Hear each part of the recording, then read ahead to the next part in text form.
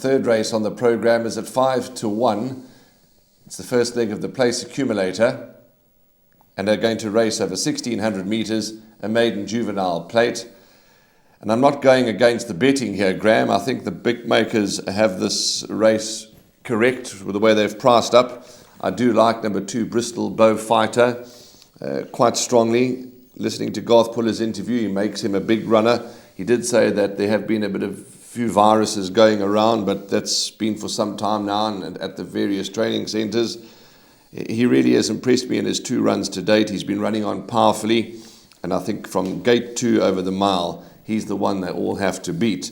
Unknown in the race is number 1, Gimme a Star. We're going to chat to Dean Caname a little bit later, so we'll know a bit more then. But healthy respect for him, beautifully bred. He could be absolutely anything. And of course, number 12, Incredible. Ignore the last run, which was in the gate crasher.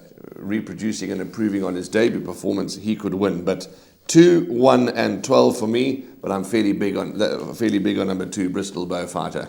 Well, you mentioned the betting. They're betting it quite wide. Number 2, Bristol Bow Fighter, 3-1. Gimme a Star, number 1, 33-10. Number 12, Incredible, 33-10. Then a bit of market respect for number 8, Tababuya at 15-2, and number 15, Arumagam at 6-1. Certainly not in Incredible or Arumagam's favour that they're drawn 12 and 15 respectively. That's going to make their job a little tricky over the 1,600 metres. The maiden juvenile's going this trip, and it's going to be interesting to see how it pans out. We're both in the camp of number 2, Bristol Bow Fighter. I think the fact that he's drawn in gate number 2, has had the 2 runs under his belt, showed useful potential over 1,200 metres and 1,000 metres, now steps up to a more suitable trip. Obviously, the betting will tell the story about number 1, Gimme a Star, but we did have Duncan Howells on the line. We have had Garth Puller on the line, and you're going to be chatting to Dean Caname as well. Garth's got some very nice runners, starting off in this, the third race, with number 2, Bristol Bow Fighter.